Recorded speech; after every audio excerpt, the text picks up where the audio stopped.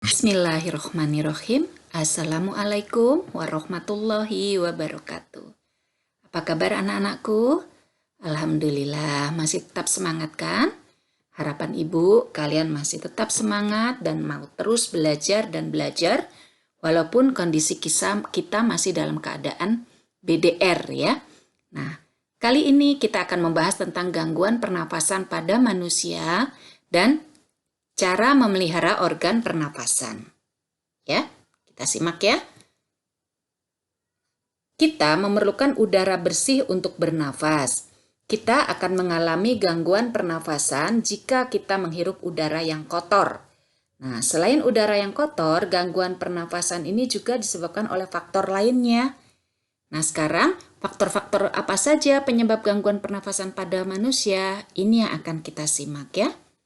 Yang pertama adalah faktor fisik, kemudian yang kedua ada faktor penyakit, dan yang ketiga ada faktor lingkungan. Nah, faktor fisik ini disebabkan oleh adanya cacat bawaan dan kelainan organ pernafasan yang dapat menyebabkan gangguan pernafasan. Misalnya, pada bayi yang lahir dini atau prematur, organ pernafasannya mungkin belum sempurna sehingga memerlukan alat bantu pernafasan. Kemudian yang kedua ada faktor penyakit. Ya, nah faktor penyakit ini macam-macam ya.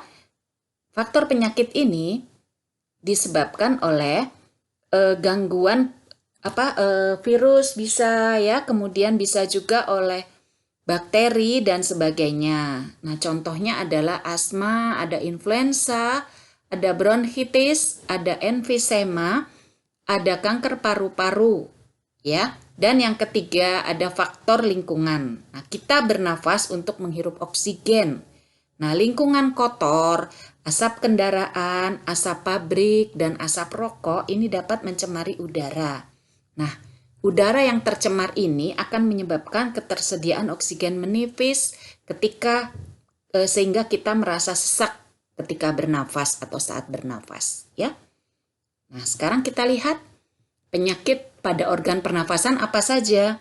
Yang pertama adalah asma. Nah, asma merupakan kelainan penyumbatan saluran pernafasan yang disebabkan oleh alergi, debu, bulu, atau perubahan cuaca. Nah, kelainan ini dapat diturunkan dan dapat juga kambuh ya jika keadaan pemicunya ada ya, misalnya suhu lingkungan yang rendah atau keadaan yang dingin. Yang kedua ada penyakit influenza. Nah, influenza ini atau yang bisa kalian kenal dengan flu itu disebabkan oleh virus ya, virus influenza. Nah, ciri-cirinya bagaimana? Bersin-bersin, demam, dan pilek. Nah, yang ketiga ada bronkitis. Penyakit bronkitis adalah gangguan pada trakea ya, akibat infeksi. Nah, gejalanya bisa demam, kemudian menghasilkan lendir yang menyumbat batang tenggorokan sehingga akan mengalami sesak nafas. Yang berikutnya ada tuberkulosis atau TBC yang disebabkan oleh bakteri Mycobacterium tuberculosis ya. Nah, ini bakteri tersebut menimbulkan bintil-bintil pada dinding alveolus sehingga lama-kelamaan paru-paru ini akan menguncup atau mengecil sehingga biasanya penderita TBC ini bernafas dengan terengah-engah. Kemudian ada kanker paru-paru. Ya, penyakit ini merupakan salah satu penyakit yang paling berbahaya. Ya, kanker paru-paru ini biasanya disebabkan oleh kebiasaan merokok. Dan yang berikutnya ada emfisema. Emfisema merupakan penyakit pada paru-paru di mana paru-paru mengalami pembengkakan karena pembuluh darahnya kemasukan udara. Ya, nah itulah pembahasan kita tentang penyakit pada organ pernafasan manusia. Nah, sekarang kita akan bahas tentang bagaimana cara kita menjaga kesehatan organ pernafasan. Ya, di mana organ pernafasan sangat penting bagi tubuh kita, sehingga kita harus menjaga kesehatan organ pernafasan kita. Nah, dengan cara apa? Kita akan bahas bersama-sama ya. Nah, yang pertama itu adalah dengan memelihara organ pernafasan. Kemudian, yang kedua dengan menghindari zat yang dapat merusak organ pernafasan. Dan yang ketiga, dengan cara menjaga kebersihan lingkungan sekitar kita. Nah, memelihara organ pernafasan kita itu dapat dengan cara apa saja? Yang pertama, kita bisa melakukan olahraga secara teratur ya.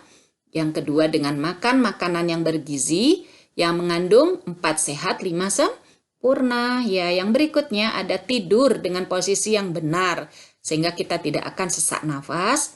Dan yang terakhir, memeriksakan kesehatan organ pernafasan secara teratur. Nah, bagian yang kedua dengan menghindari zat yang merusak organ pernafasan. Nah, zat-zat apakah itu? Kita lihat. Yang pertama, kita tidak merokok. Ya, karena merokok banyak mengandung zat-zat beracun bagi tubuh. Kemudian yang kedua, menghindari asap rokok dan asap kendaraan. Sama ya, asap rokok dan asap kendaraan juga banyak zat racunnya. Yang ketiga, dengan menggunakan masker jika berada di lingkungan yang berdebu. Apalagi sekarang kita sedang menghadapi pandemi corona ya. Masker sangat-sangat kita butuhkan dimanapun dan kapanpun.